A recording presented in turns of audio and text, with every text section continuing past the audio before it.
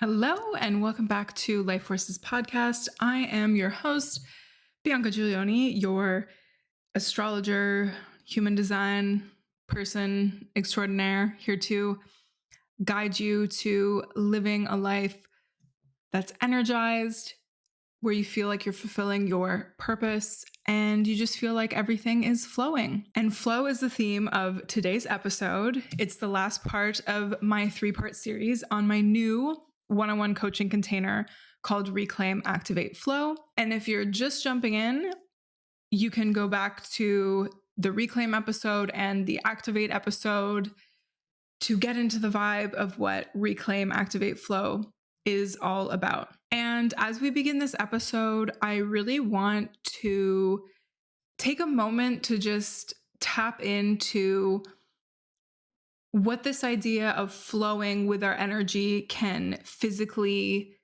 feel like. What does that feel like to you? Whether you're walking or sitting at home or whatever, if you can take a little pause so that you can focus and visualize, that'd be cool, because we don't want any accidents. Like if you're driving or something, maybe not the best time to close your eyes and visualize, or you can just keep them open, whatever you want. So I invite you to just close your eyes with me, slow down your breath, feel the surface beneath you or whatever is around you. And I want you to envision a day where it just feels like everything is flowing together nicely. One thing flows into another, and you're feeling really good and energized. So when you wake up in the morning, how do you wake up?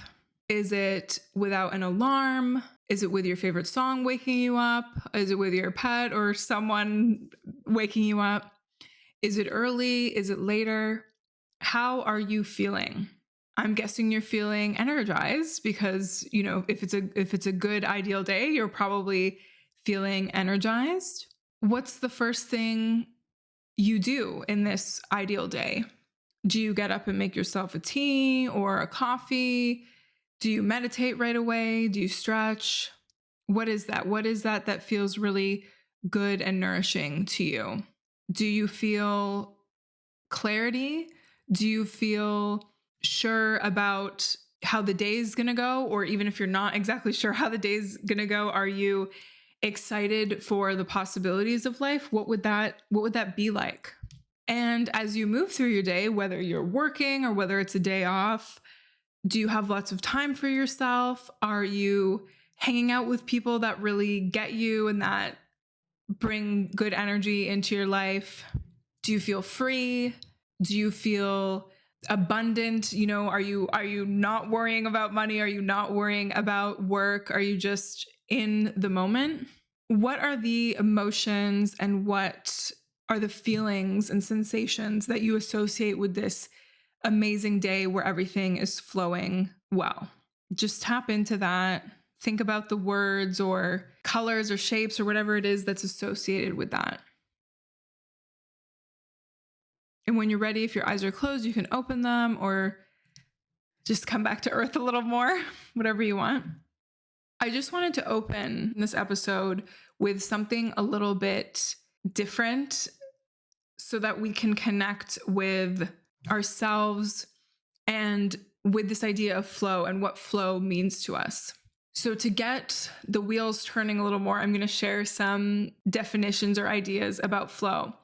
So one that I read that I really liked, and I think it was even on Wikipedia or something, is the melting together of action and consciousness, which I love because it suggests this idea of presence and being really deliberate and mindful of whatever it is we're doing, right? It's not just action, it's not just the doing, and it's not just like consciousness, dreaming about it. It's bringing both of those together. And what's interesting is when I was kind of looking at how my work is evolving and how I want to work with clients, I was playing around with the phrase conscious productivity, which I think someone else has already been using and trademarking. So don't want to get involved in that. It's fine. And the other thing is I don't love the word productivity because, to say what I want to help people with is conscious productivity, then that maybe implies that productivity is super important. And I mean, it's important, obviously, to a certain extent. We want to be productive in certain things that we do. And I do want to bring like a consciousness to that rather than it just being like mindless, go, go, go, achieving for achieving's sake. I still don't think that's the right term because, as I was saying in the Activate episode in the last part of the series, it's also about doing less to accomplish more and making more space in your life rather than seeking to be productive in every single moment. Like if we don't have downtime, we're going to burn out. It's so simple, right? For me, this idea of flow and how we can experience it is about being fully immersed in the present moment, in whatever it is you're doing or experiencing. So if you're listening or watching this right now, are you also looking at something else on your phone? Are you also distracted by something, right?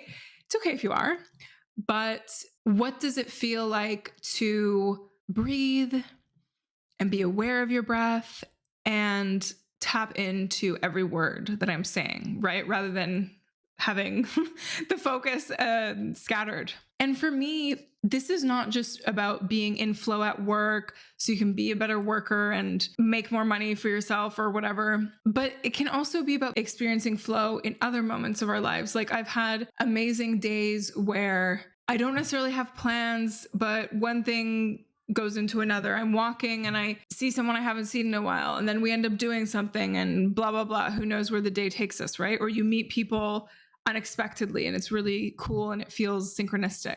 Another thing for me is I really believe flow and experiencing it is this feeling of time expanding. So for example, when I'm really engaged with what I'm doing, whatever it is, it's like I'm not looking at the clock, I'm not checking my phone incessantly, and I have this feeling of calm that just washes over me, even if what I'm working on is a little bit challenging. Like even if I'm writing something and there's part of me that's like frustrated with it, I'm still able to dive in and tackle what's in front of me. One thing I'm gonna rattle on about all the time is this idea of floating downstream rather than swimming against the current. When we're living in integrity with exactly who we were designed to be, whether you're looking at that from an astrological perspective, a human design perspective, a soul perspective in general, whatever it is, even like biological to a certain extent, right? If we're working with all of that in a way that's harmonious, then it's so much easier to just get into the river and follow the current, right? Swimming against the current is like, I have to be like this. I need to be more like this person. Why am I not doing it right? Why am I not doing this way? Like, like doggy paddle, wasting energy, feeling exhausted, getting nowhere, right? We don't want that. Let's not do that. Another thing about flow that I think is really important, especially when we're looking at things on a day-to-day basis, which I love doing, because it's great to have these bigger visions of how we want our life to go and have these goals and ambitions and things we're moving towards. But our lives are made up of more mundane everyday moments, right? And in the everyday and in the random Wednesday, we need to find our own balance between chaos and order, right?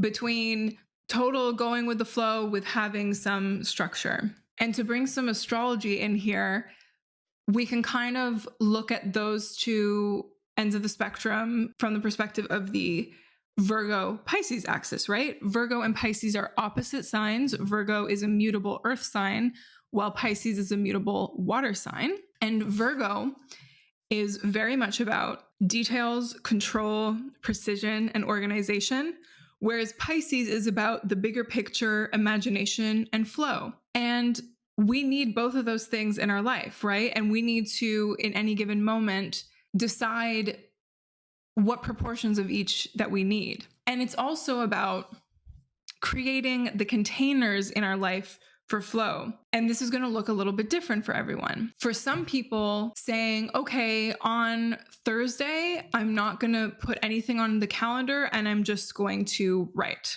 That doesn't really work for me personally, but for other people, that might be great. And that might be the container that works for them. Or the container that works for someone else might be like, I'm going to work 5 days this month, or I'm going to write this many words. See what days work best for writing and just go with that. For me, I need a little more precision, and I feel like I often need smaller chunks, at least at this stage, when I'm thinking about writing. For example, I'm setting aside this time to write. I'm going to write 750 words, for example, which is an amazing website if you do any kind of writing, whether it's like journaling or you're working on something. It's a really cool website where you're in your little browser, you're writing your stuff, and once you hit 750 words, confetti comes on the screen and you get a little check mark, and it feels very great and validating, and it also like tracks your streak and stuff like that. So that's like one container that helps me get in flow, because it's like, okay, I know my goal is these 750 words right now. When I do that, I usually try to do it almost first thing in the morning. Like I do my little morning things, and then that's kind of the first main thing I do. So that's an example. Here, when we're thinking about flow, it's really important to ask yourself, where and how do you get in the zone? You know, what tends to work for you? You know, if you think back to moments recently, in the past, whatever, where you felt really tapped into something, what was that environment? And you know, did you have tools? Like what was going on that helped you get into the zone? Most of us probably want to have like uninterrupted time. I know for me, I do some of my best work. For example, like when I know my husband is going to be at work for an extended period of time and I don't have to worry, you know, even if I say like, oh, I'm going to be done by this time, just knowing that I have several hours that will 1,000% be uninterrupted, that works for me. And also, I usually prefer working alone. Sometimes, and I kind of experimented with this in the winter, like I would do co-working sessions with people, but like online. And we would just, you know, say like, hi, I'm working on this today, catch up a little, check in, and then do maybe an hour of like working with like the camera on for accountability, right? Or sometimes I really feel like I need a boost. It's maybe been a bit too much alone time and I just want to get really focused, because the thing about working from home is like, oh, let me do some dishes, let me do some laundry, right? Whereas if you're at a cafe, you can't do those household tasks, right? If other people are in a kind of focus mode, or honestly, even if they're not, I can find it easier sometimes to get in the zone. Another thing that I think is really helpful when we think about the concept of flow is to not overcomplicate things, right? We want to create space. We want to allow space, because when we allow space, first of all, it just feels better rather than like cramming everything in, rather than scheduling everything to the second. I mean, if you enjoy doing that and that works for you, cool. But I think a lot of us could use a bit more space in general, mentally, physically, whatever it is. And one way we can very easily tweak this or observe and see what happens if we change it a little bit is with things like morning routines, right? Some people have no morning routine and it works for you and it doesn't work for you. Some people have a super complicated one and it works for you and it doesn't. When I was still living in Berlin and it was pandemonium time, you know, like spring 2020, I got into this phase of like having a super long, complicated morning routine. And for a little while, it was fine. And it was maybe good for me to have some structure and stability, because I also wasn't really working at the time, because I was already on unemployment from quitting my job at the end of 2019. You know, we were all a little bit more limited in the things that we could do. So I think to a certain extent, it was good for me to have that structure and just like set up my day in a great way. But after a while, it's like, okay, I do this and then I do this. And then this healer woman I was talking to suggested I try the 5 Tibetan rites. It was just like a lot. I just decided, okay, basta, we're cutting down here. That's something to consider. Like if you're starting to feel the ick about your morning routine, even if you had the best intentions for it, and even if it worked for you for a long time, maybe time to pivot a little bit. And like that can even be like, oh, I don't like how I just like get up and have a coffee right away and I'm rushing out of the house, right? Okay, so how do we make that more relaxing to you or more inspiring to you, or whatever kind of energy you want to cultivate, right? Going back to the reclaim step, when we're doing kind of this like future self visioning, what does future you, how do they want to experience their mornings or their evenings or their work days, right? And tapping into that as much as we can in our current circumstances, right?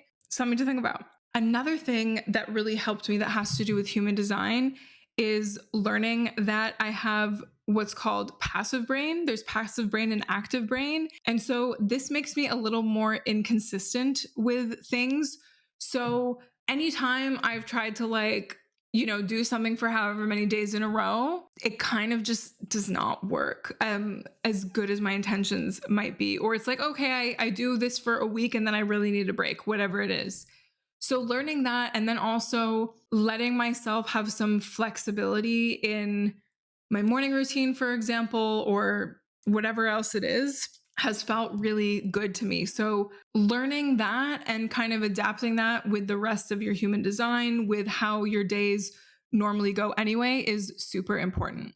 At this stage of the game, when we would be working together, hopefully you've already implemented some things from learning about your human design and other things and getting more aligned with your values and things like that. What kind of routines or what kind of rhythms you want to work with, especially if we're looking at, the menstrual cycle, if that's something that you have, right?